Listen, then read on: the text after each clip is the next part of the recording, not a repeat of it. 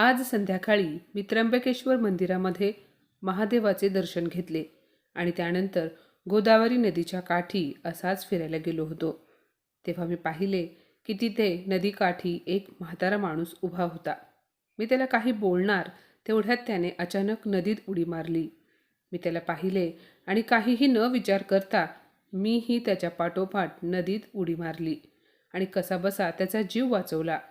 त्याला बाहेर काढले तेव्हा पाहिले की त्याच्या गळ्यामध्ये मफलरप्रमाणे एक पट्टा बांधलेला होता. त्यावर लिहिलेले होते, "मी अजून जिवंत आहे." जेव्हा मी त्या काकांना नदीबाहेर काढले त्यावेळी त्यांची अवस्था काही बरी नव्हती की जेणेकरून मी त्यांना काहीतरी विचारेन. मी त्यांना माझ्या घरी घेऊन गेलो. त्यांची काळजी घेतली. त्यानंतर ते शुद्धीवर आले.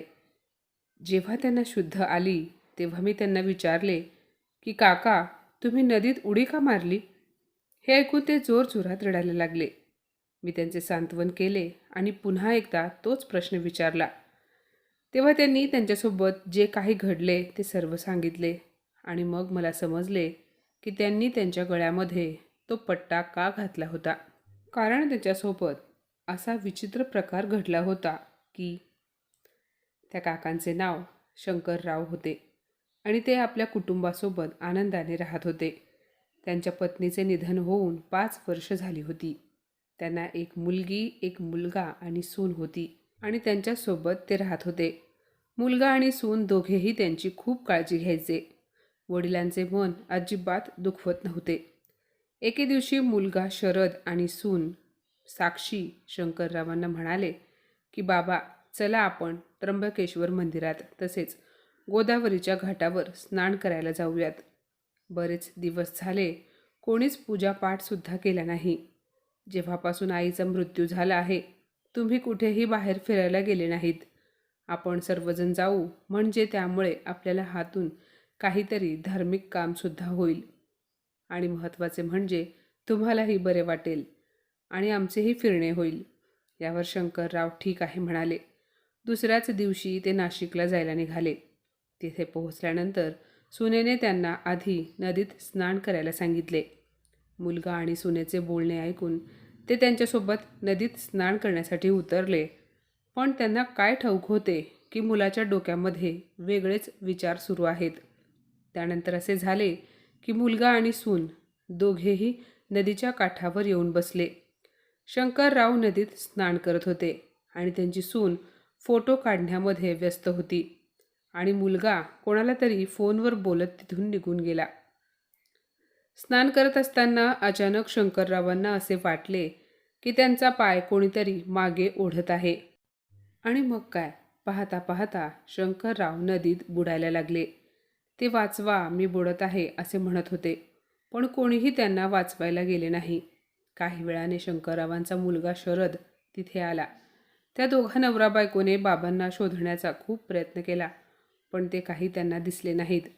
मग मुलगा आणि सून जोरजोरात ओरडायला लागले, पण शंकररावांचा काहीच पत्ता लागला नाही आणि शरद त्याच्या बायकोसोबत आपल्या घरी परतला.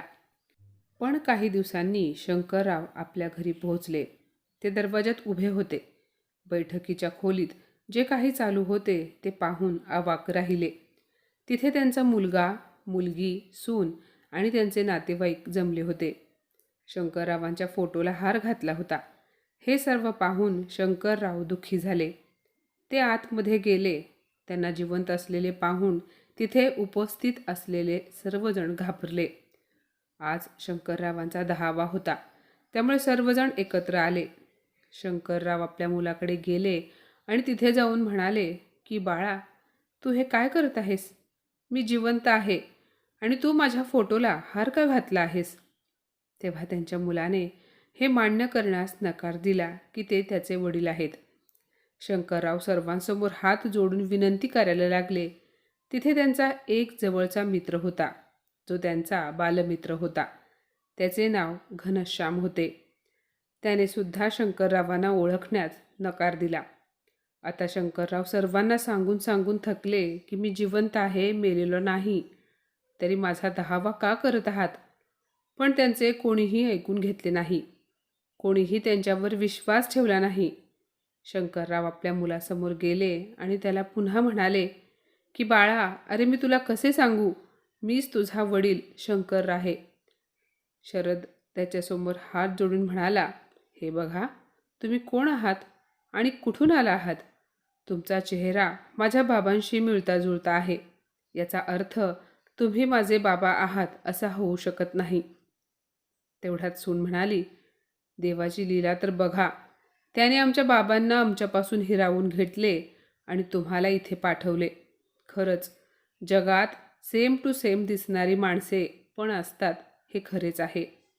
पण हे बघा, तुम्ही जे कोणी असाल ते असाल, पण तुम्ही स्वतःला आमचे बाबा म्हणवू नका. आम्ही तुमच्या पुढे हात जोडतो आणि आता आम्हाला पूजा करू द्या, नाहीतर आमच्या बाबांच्या आत्म्याला शांती मिळणार नाही. शंकररावांना समजत नव्हते ह्यानं मीच त्यांचा बाबा आहे हे कसे पटवून द्यावे. तेवढ्यात त्यांनी आपल्या बालमित्राला घनश्यामला पाहिले. शंकरराव त्याच्याकडे गेले आणि त्याच्या गळ्यामध्ये पडून म्हणाले, अरे श्याम, कमीत कमी तू तर मला ओळखण्यात नकार देऊ नकोस. मी तुझा बालपणीचा मित्र आहे शंकर.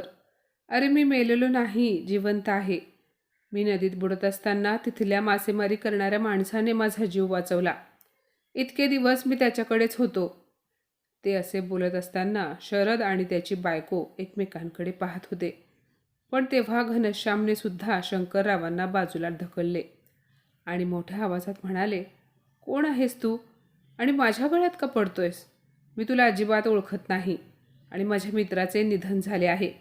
हे ऐकताच शंकररावांना राग आला आणि तेही रागाने मोठ्या आवाजात घनश्यामला म्हणाले, तू किती पैशांमध्ये विकला गेला आहेस श्याम? कमीत कमी तू तरी मला ओळखशील असे वाटत होते. त्यांनी तिथे जमलेल्या लोकांना विचारले की तुमच्यापैकी एकही जण मला ओळखत नाही का? ते लोक आपापसात कुजबुजत होते की ह्या म्हाताऱ्यावर कसा विश्वास ठेवायचा.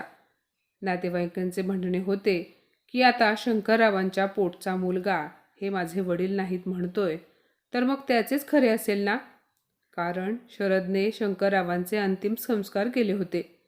शंकरराव सर्वांना ओरडून सतत सांगत होते की मी जिवंत आहे, पण तरीसुद्धा कोणीही त्यांच्याकडे लक्ष दिले नाही. तिथे शंकररावांच्या कंपनीचा वकील होता. त्यांनी त्या वकिलाला देखील विचारले, तुम्ही तरी मला ओळखता ना? तेव्हा वकीलही म्हणाला, गप्प बस, आता जास्त खोटे बोललास तर मला नाईलाजाने तुला धक्के देऊन इथून बाहेर काढावे लागेल. शंकरराव म्हणाले, अरे वा वकील साहेब, खूप चांगले बोलत आहात तुम्ही. तुम्ही किती रुपयांमध्ये विकले गेले आहात ते तरी सांगा. असे म्हणून शंकरराव रडायला लागले. त्यांना रडताना पाहून शरद म्हणाला, काका, तुम्ही इथे येऊन बसा. आणि तो आपल्या पत्नीला म्हणाला, साक्षी, यांना जरा एक ग्लास पाणी दे ग. शंकरराव पाणी प्यायले.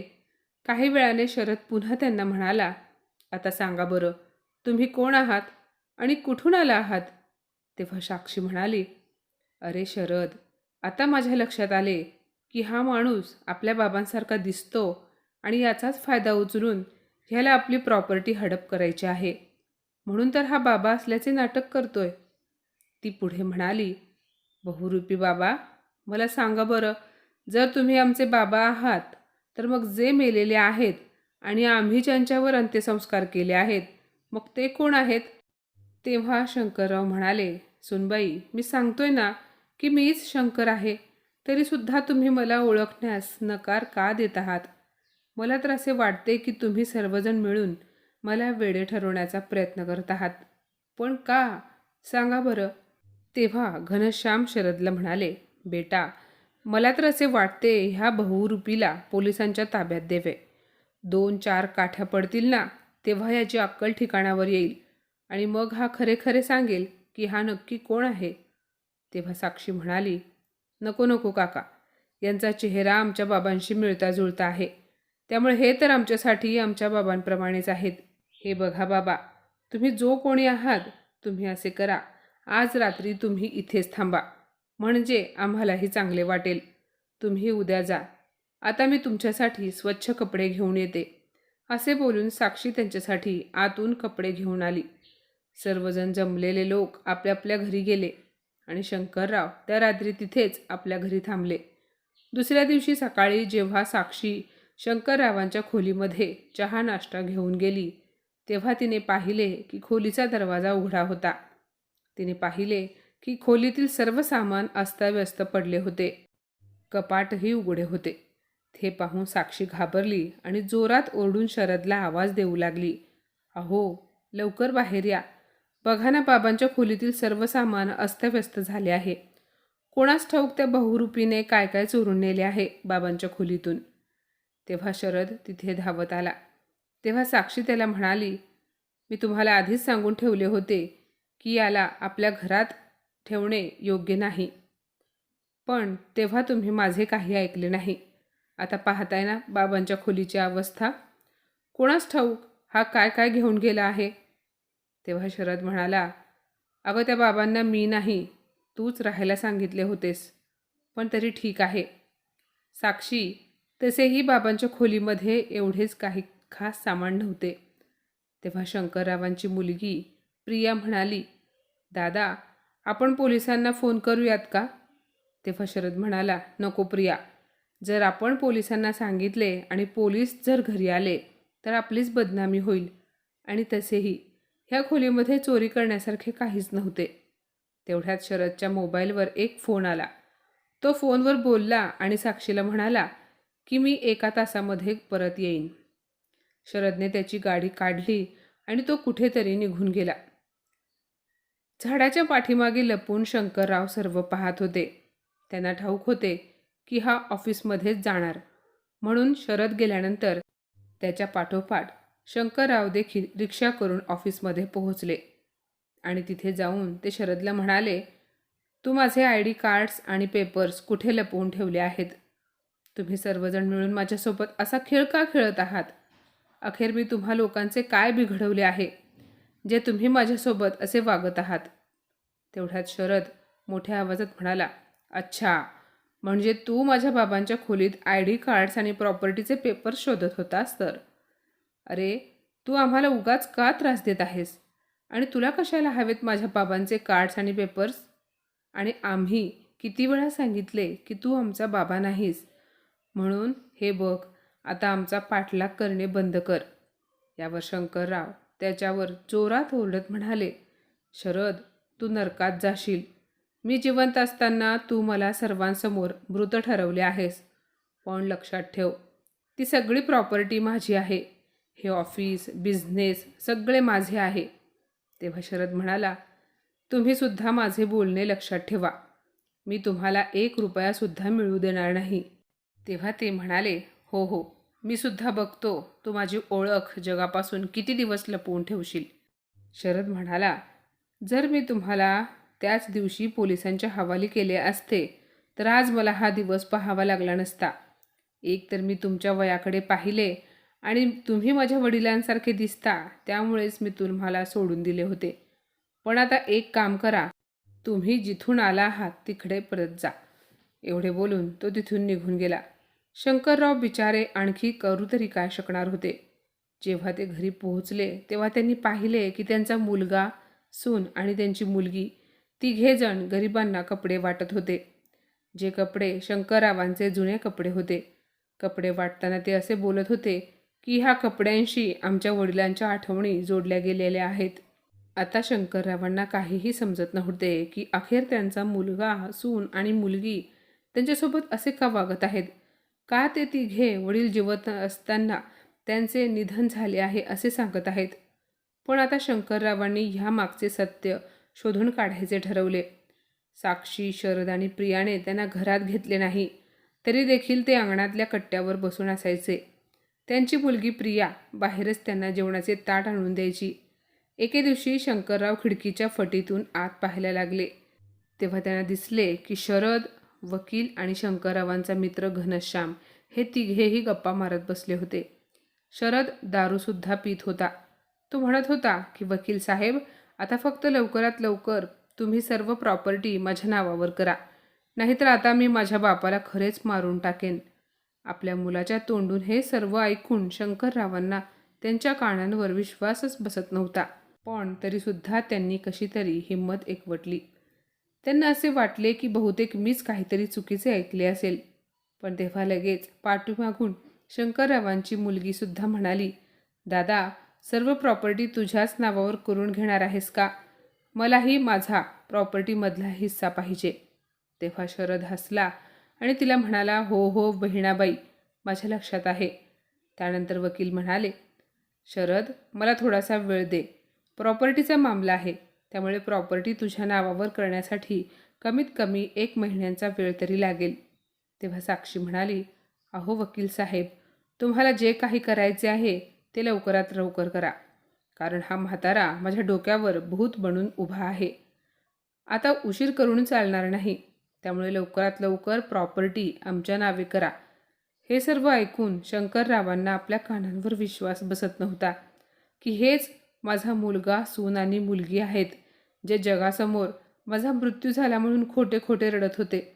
खरे तर हे तिघेही माझ्या संपत्तीच्या मागे पडले आहेत, म्हणूनच त्यांचा मला नदीत ढकलून मारून टाकण्याचा विचार होता. कारण जोपर्यंत मी जिवंत आहे ह्यांना एकही पैसा मिळणार नाही हे त्यांना ठाऊक होते. पण आता एवढे सर्व काही ऐकून सहन करणे शंकररावांना खूप त्रासदायक होते. तेवढ्यात त्यांनी ऐकले की शंकररावांचा जवळचा मित्र घनश्याम म्हणाला, अरे वा, तुम्ही प्रॉपर्टीच्या नादामध्ये माझा हिस्सा द्यायला विसरू नका. असे म्हणताच सर्वजण एकमेकांकडे पाहून हसायला लागले. शंकरराव मनात म्हणाले, जर पोटची मुलेच आपली राहिली नाही तर मग इतरांवर विश्वास कसा ठेवायचा.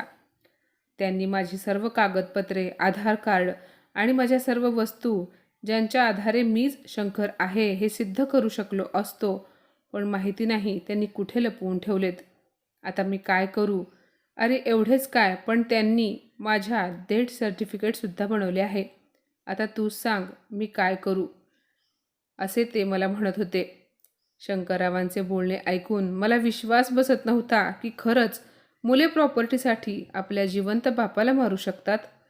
मग काय, मी त्या काकांना म्हणजे शंकररावांना मदत करायचे ठरवले आणि त्यांच्या सून, मुलगा आणि मुलीची अक्कल ठिकाणावर आणण्यासाठी मी काकांना धीर देत म्हणालो, काका, जर तुम्ही माझी साथ दिली तर मी तुमचा मुलगा, मुलगी आणि सुनेला धडा शिकवू शकतो आणि तुमच्यासोबत त्यांनी जे काही केले आहे त्यांची सजासुद्धा त्यांना देऊ शकतो.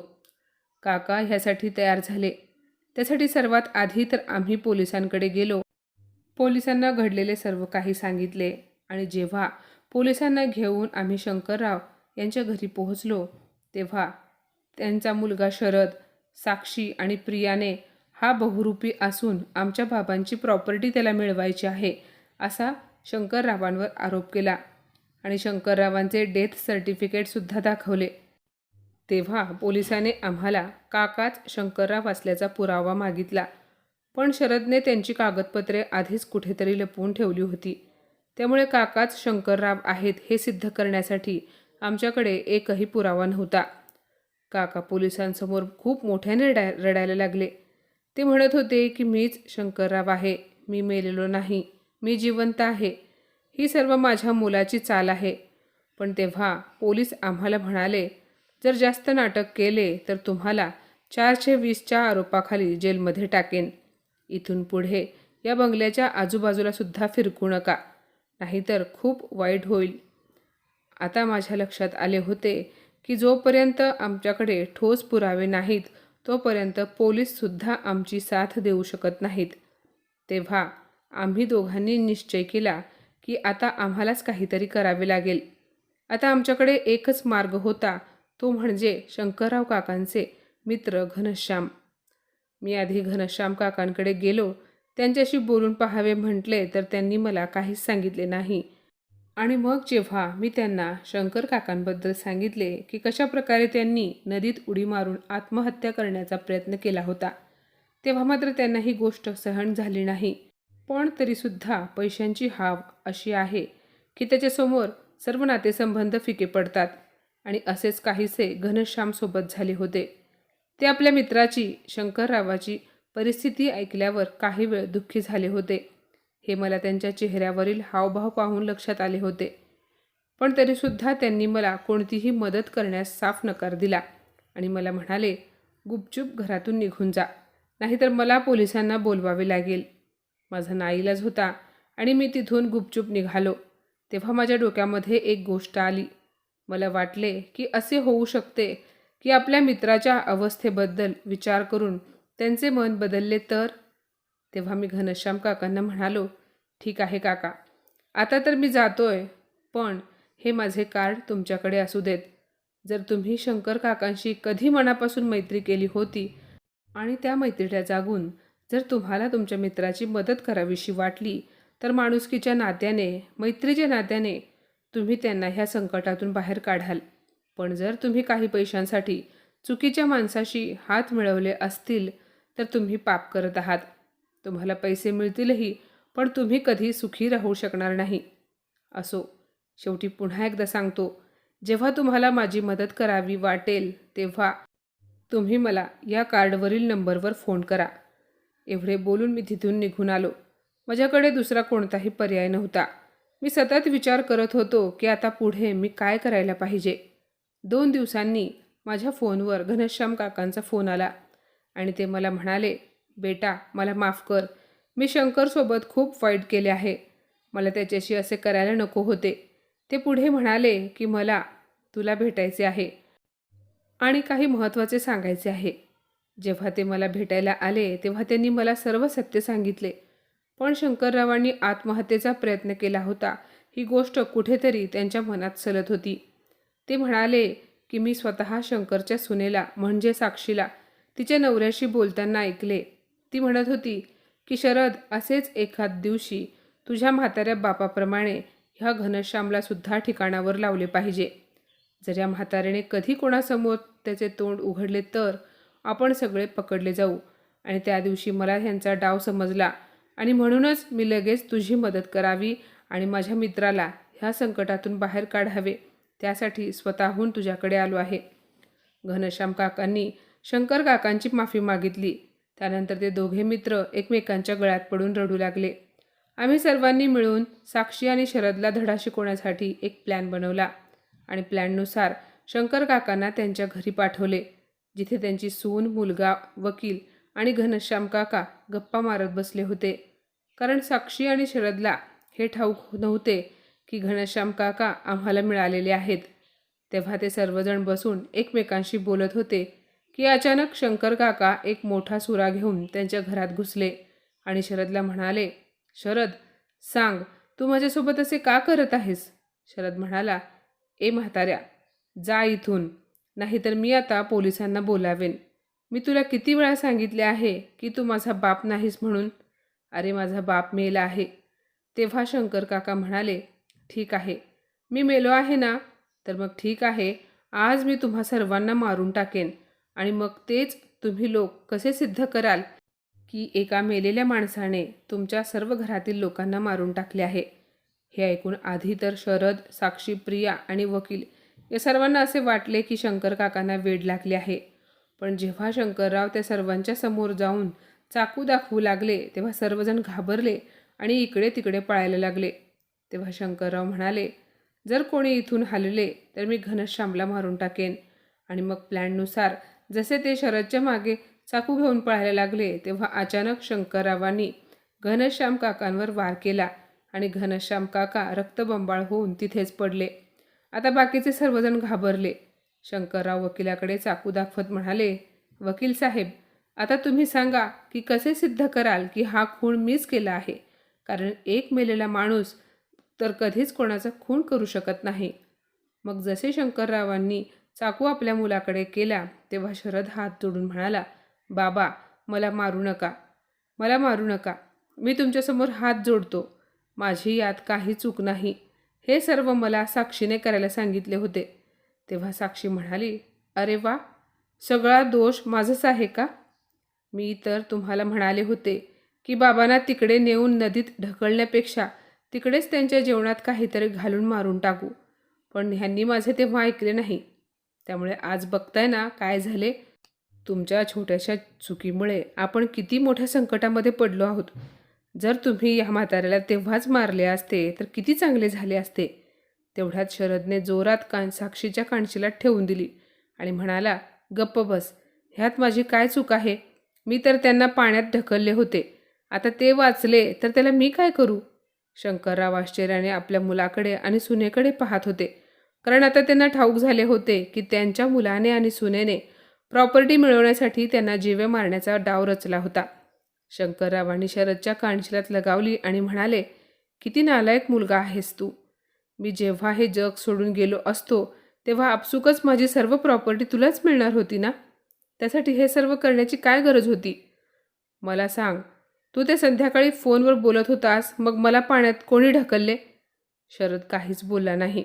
तेव्हा शंकरराव म्हणाले, आता बोलतोयस की बोलावू पोलिसांना? तेव्हा त्याने सांगायला सुरुवात केली. तो सांगत होता की जेव्हा शंकरराव नदीमध्ये स्नान करण्यासाठी गेले तेव्हा शरदसुद्धा त्यांच्या मागे गेला होता. ते जसे थोडेसे पुढे गेले तेव्हा शरदने पाण्यात डुबके मारून पटकन त्यांच्या पायाला ओढले आणि मग शंकरराव पाण्यात पडले आणि मग शरद पटकन पोहत बाहेर आला. साक्षीने त्याला कपडे दिले आणि तो काही वेळाने कपडे बदलून आला. हे सर्व अंधारात घडले. आजूबाजूला जास्त माणसे नव्हती, त्यामुळे कोणाला काही समजले नाही. काही वेळाने शरद आणि त्याची बायको जोरजोरात ओरडून रडायला लागले. शरदला वाटले की बाबा खरंच मेले आहेत आणि पाण्याच्या लाटांसोबत वाहून गेले. काही वेळाने ते दोघे घरी परतले.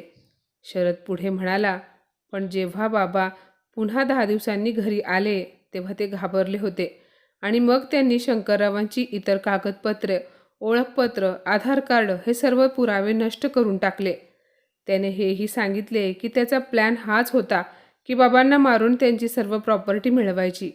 जेव्हा शरदने त्याच्या तोंडून हे सत्य सांगितले तेव्हा मी त्याचा एक व्हिडिओ बनवला आणि पोलिसांना फोन करून बोलावून घेतले आणि त्यानंतर शंकररावांनी घनश्याम काकांना आवाज दिला, श्याम, तुझे काम झाले. जेव्हा घनश्याम काका उठले आणि त्यांना जिवंत पाहून साक्षी, शरद आश्चर्यचकित झाले. ते विचारात पडले की बाबांनी तर घनश्याम काकांना मारले होते, तर मग हे जिवंत कसे? तेव्हा घनश्याम काकांनी प्रिया, साक्षी आणि शरदला सांगितले की कसे त्यांनी घनश्यामला देखील मारण्याचा डाव रचला होता. पण योग्य वेळी घनश्याम काकांना त्यांची चूक समजली आणि त्यांनी आपल्या मित्राची साथ देण्याचे ठरवले आणि त्यांनी शंकररावांची साथसुद्धा दिली. त्यामुळेच त्या तिघांच्या विरुद्ध आम्हाला पुरावे मिळाले आणि आम्ही पोलिसांना पुरावा दाखवून शंकर काका जिवंत आहेत हे सिद्ध केले. नाहीतर त्यांच्या मुलाने आणि सुनेने काही पैशांसाठी आणि प्रॉपर्टीसाठी त्यांच्यासोबत खूप वाईट केले असते. त्यानंतर पोलीस साक्षी, शरद, वकील आणि प्रियाला अटक करून घेऊन गेले आणि त्यांनी त्यांचे राहते घर वृद्धाश्रमाला दान केले. आता शंकरराव तिथेच आपल्या मित्रासोबत घनश्यामसोबत आनंदाने राहतात. तर माझ्या मित्रमैत्रिणींनो, आजची ही कथा तुम्हाला कशी वाटली कमेंटमध्ये नक्की सांगा आणि अशाच नवनवीन कथा ऐकण्यासाठी प्रज्ञा मराठी स्टोरीजला नक्की सबस्क्राईब करा. धन्यवाद.